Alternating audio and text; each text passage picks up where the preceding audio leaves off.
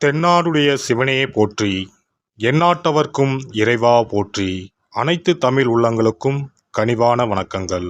நிகழும் ஸ்ரீ மங்களகரமான குரோதி ஆண்டு செப்டம்பர் மாதம் 17ஆம் தேதி செவ்வாய்க்கிழமை அன்று சதுர்தசி திதியில் சதயம் நட்சத்திரத்தில் திருதி நாமயோகத்தில் வணிசை கரணத்தில் பௌர்ணமி பிறக்கும் நன்னாளில் இந்த புரட்டாசி மாதம் பிறக்கிறது.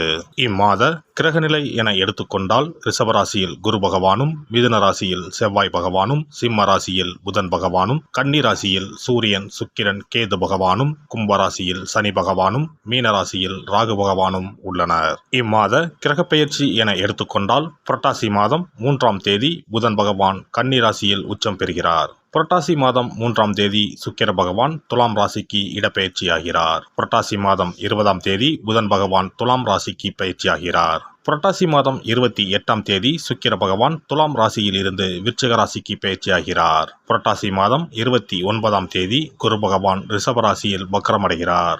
இந்த கிரக அமைப்பு மற்றும் பெயர்ச்சியால் உங்கள் வாழ்வில் உண்டாகும் சுபம் மற்றும் அசுப பலன்கள் என்ன என்பதனை இப்பதிவில் விரிவாக காண்போம்.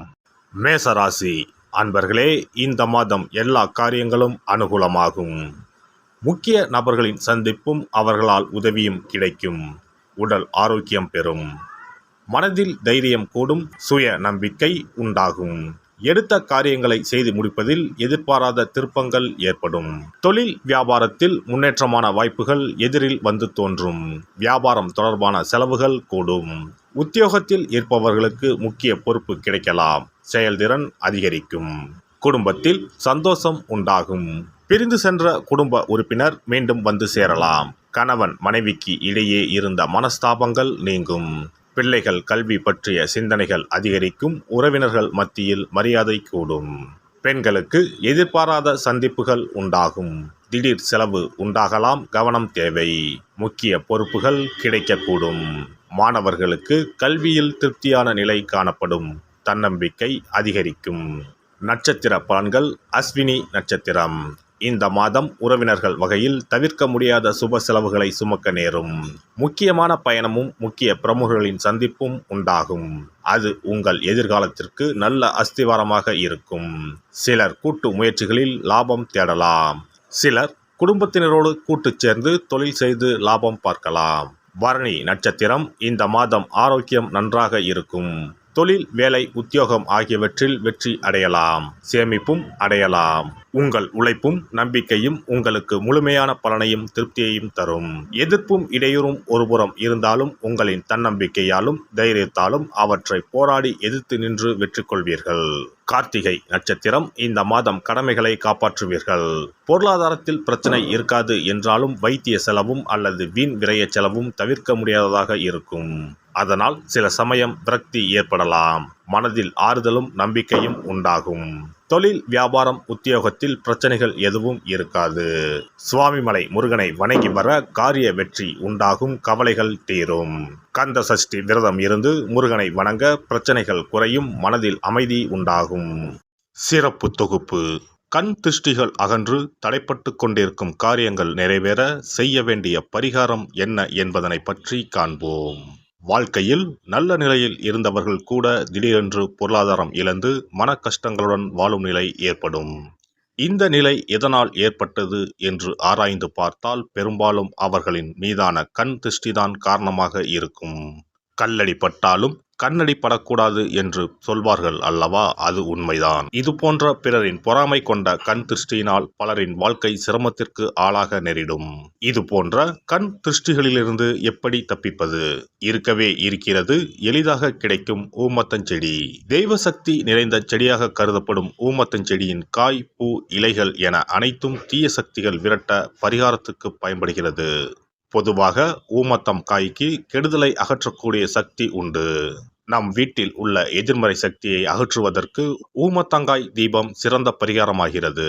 தெய்வீக மகத்துவம் நிறைந்த ஊமத்தங்காய் மற்றும் பூவையும் எடுத்துக்கொள்ளுங்கள். வீட்டுக்கு அருகில் இல்லை என்றால் நாட்டு மருந்து கடைகளில் கிடைக்கும். இந்த 2 பொருட்களையும் மஞ்சள் தண்ணீரை கொண்டு நன்றாக கழுவி விடுங்கள். சிறிது நேரம் அவற்றிலுள்ள ஈரம் போக ஆறவிட்டு பிறகு அவற்றை ஒரு மஞ்சள் துணியில் குலதெய்வத்தை வேண்டி ₹1 நாணயத்தோடு சேர்த்து முடிந்து வீட்டின் நிலைப்படியில் கட்டி தொங்க விடுங்கள். இந்த முடிச்சை வெள்ளிக்கிழமை அல்லது ஞாயிற்றுக்கிழமைகளில் தயார் செய்து வாசல் படியில் கட்டுவது சிறப்பு.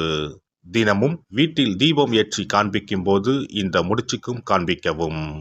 இதேபோல் ஊமத்தம் இலைகள் கிடைத்தால் அந்த இலைகளை சுத்தமான மஞ்சள் தண்ணீரில் கழுவிவிட்டு அவற்றை கொண்டு வீட்டில் இருக்கும் விநாயகருக்கு திங்கள் கிழமைகளில் தொடர்ந்து அர்ச்சனை செய்து வர வேண்டும். ஊமத்தம் பூவையும் விநாயகருக்கு சூட்டலாம். 3 வாரங்கள் தொடர்ந்து திங்கள் கிழமைகளில் விநாயகருக்கு ஊமத்தை இலையால் அர்ச்சனை செய்து ஊமத்தம் பூவை சூட்டி வழிபட்டால் வீட்டில் உள்ள கெட்ட சக்தி நடமாட்டம் மற்றும் கண் திருஷ்டிகள் தீரும். ஊமத்தம் செடியும் சிவபெருமானுக்கு உகந்த இலை ஆகும். இந்த ஊமத்தங்காய் வைத்து சிவபெருமானுக்கு தீபம் ஏற்றி வழிபடுவதன் மூலம் நமது பிரச்சனைகளில் இருந்து எளிதாக விடுபட முடியும். முதலில் 2 ஊமத்தங்காய்களை எடுத்துக்கொள்ள வேண்டும். அவற்றின் மீது முட்கள் இருப்பதால் மிகவும் கவனமாக கையாள வேண்டும். ஊமத்தங்காயின் காம்பு பகுதிகளை வெட்டி கொண்டு கத்தியை பயன்படுத்தி ஊமத்தங்காயின் உள்ளே இருக்கும் விதை பகுதியை முழுவதுமாக நீக்கிவிட வேண்டும். பின்னர் 2 அகல் விளக்குகள் மற்றும் விளக்கு வைப்பதற்கான 2 தட்டுகளை எடுத்து சுத்தம் செய்து அவற்றிற்கு மஞ்சள் குங்குமம் போட்டு வைத்துக் கொள்ள வேண்டும். பின்னர் 2 தட்டின் மீதும் ஒவ்வொரு அகல் விளக்கை வைத்துக் கொள்ள வேண்டும்.